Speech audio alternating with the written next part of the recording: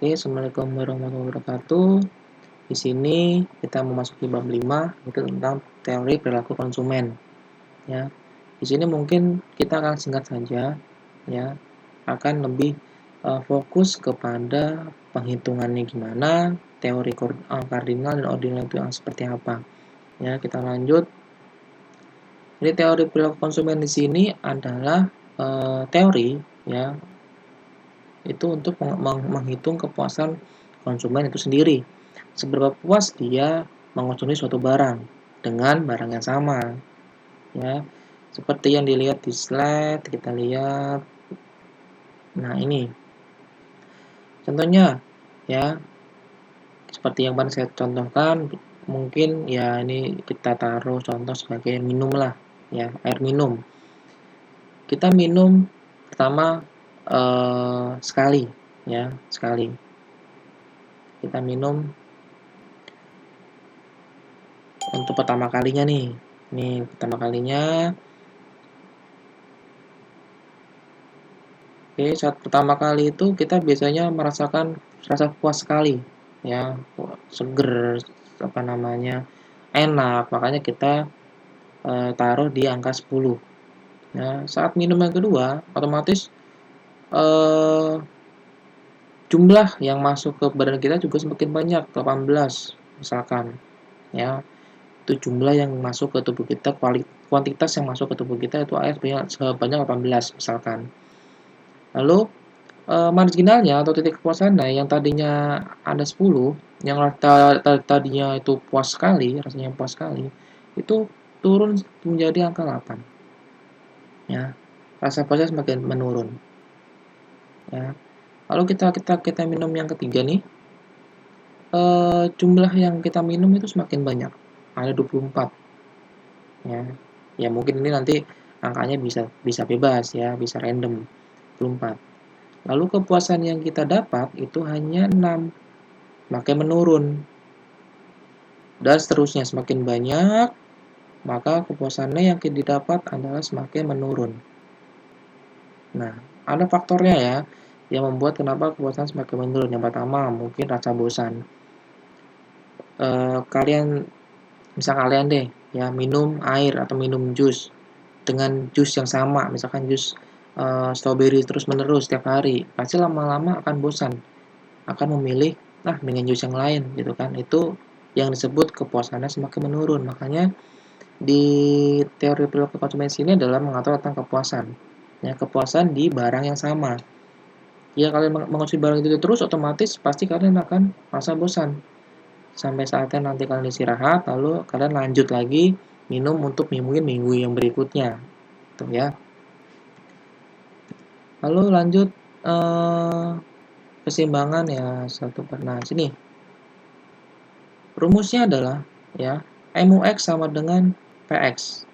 Ya, MUX sama dengan PX. Itu rumusnya. Karena MUX sama dengan ya PX.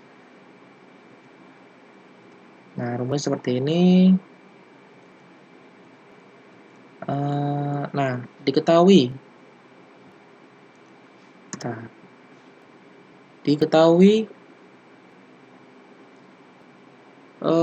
total fungsi produk ya, total suatu produk itu adalah TU 1000 X min 5X kuadrat. Berapakah X unit yang harus konsumsi agar tercapai kepuasan maksimum? Dan jika harga X-nya per unit 100, berapa X harus dikonsumsi agar tercapai kepuasan maksimum? Kita kerjain yang A dulu nih. Yang A diketahui. Ya. Tadi TU-nya adalah total utility-nya adalah 1000X min 5X kuadrat. Ya. Baru kita masukkan ke sini. 1000, kenapa X-nya hilang? Karena biar tidak tertukar dengan X yang di depannya. Ya. Nah, kenapa bisa jadi 10?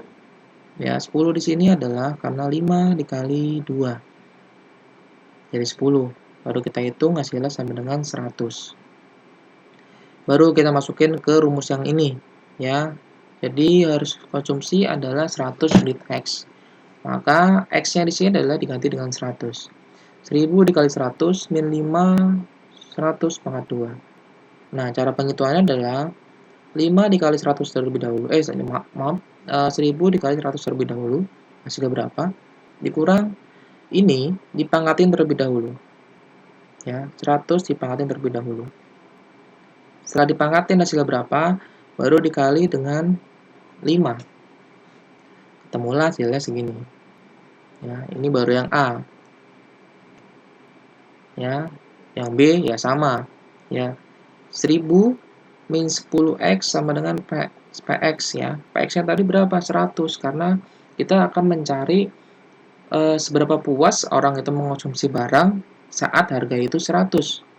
Nah, makanya PX-nya kita ganti ada 100. Baru 1000 min 100-nya pindah ke sini, 10-nya pindah ke sini. Ya, seperti ini hasilnya. Lalu diturunkan ke bawah, rumusnya sama ya, dipangkatin terlebih dahulu, baru dikali dengan 5. Ketemu hasilnya, yang B sudah selesai. Cara yang kedua adalah, ini adalah keseimbangan dua jenis barang ya. TUX 400 min 2x kuadrat. TUY sama dengan 600 min 3y kuadrat. PX-nya 10, P-nya 20, I-nya itu 800. Ya. Ini total utility barang X, total utility barang Y, ini harga barang X, ini harga barang Y, ini adalah pendapatan. Ingat-ingat. Nah, kita buat sebagai rumusnya. Ya, kita masukkan, kita cari dulu persamaannya gimana. Baru 400 ya. MUX tadi berapa? MUX itu sama dengan TUX. Ya, kita masukkan. MUY sama dengan TUY, kita masukkan. PX-nya 10, ya tadi barang X, harga barang X. P-nya 20, harga barang Y. Setelah itu kita dapat, kita kalikan. Silang. Dapatkan segini, 8000 min 80x sama dengan 6000 min 60y. Cari, ketemulah persamaan yang pertama. Lalu yang kedua, ini rumusnya sudah baku. Ya, PX-nya berapa? 10. X. X-nya belum ada, berarti nggak kita tulis. P-nya berapa? 20y. Y-nya nggak ada, nggak kita tulis. Sama dengan I adalah pendapatan. Temulah persamaan yang kedua. Persamaan 1 sudah ketemu, persamaan kedua juga sudah ketemu. Baru kita masukkan seperti rumus matematika, kita eliminasi. Nah, di sini ada yang salah, ya. Harusnya di sini adalah 2000. Ya, sini adalah 2000. Nah, di sini adalah 110x. 110. Kita cari sini juga sebenarnya 2000. Nah, 80x sama dengan 60y sama dengan 2000. 10x plus 20y sama dengan 800. Ya, kita kalikan, kita harus melihat dulu nih, angka mana yang harus kita nolkan antara x dan y. Nah, kita di sini adalah mencari y-nya harus kita nolin dulu nih. Otomatis 20 dikali berapa biar dapat 60y? Kali 3. Ya, berarti saya 30x plus 60y sama dengan 2400 ya. Lalu sini sudah juga dikali 1 juga, tinggal dipindahkan saja. Lalu kita tentukan mau dipluskan, ini tanda ini mau dipluskan atau diminkan. Dilihat dari tanda di sini. Ya. Gimana caranya y-nya jadi 0? Otomatis dipluskan dong. Kalau ingin diminkan otomatis min 60y ini juga min 60y. Ya, berarti 60 tambah 60 sama dengan 120y. Ya, min 120y, malah nggak ada yang 0. Makanya kita cari gimana caranya 60y ini jadi 0. Otomatis tanda tinggal ngikutin angkanya ini. Nah, dihitung 110x plus 4400x sama dengan 40. X-nya sudah dapat. Tinggal kita masukkan salah satu persamaan di atas, itu X-nya tinggal kita masukkan, kita tinggal cari Y-nya. 80x min 60y sama dengan 2000 ya. Ini harusnya 2000. 80 X-nya berapa? 40 min 60y sama dengan 2000. Jadi hasilnya nanti adalah Y-nya sama dengan 20. Ya, ini juga 2000. Nah, jadi hasilnya adalah Y sama dengan 20. Jadi X-nya sudah dapat 40, Y-nya sudah dapat 20. Jadi kepuasan maksimum tercapai jika X dikonsumsi sebanyak 40 dan Y dikonsumsi sebanyak 20. Seperti itu. Oke, untuk rumus yang paling penting ya, rumus teori perilaku konsumen ini sudah paham semua. Paling rumusnya hanya itu. Nanti mungkin jika ada yang ingin bertanya silahkan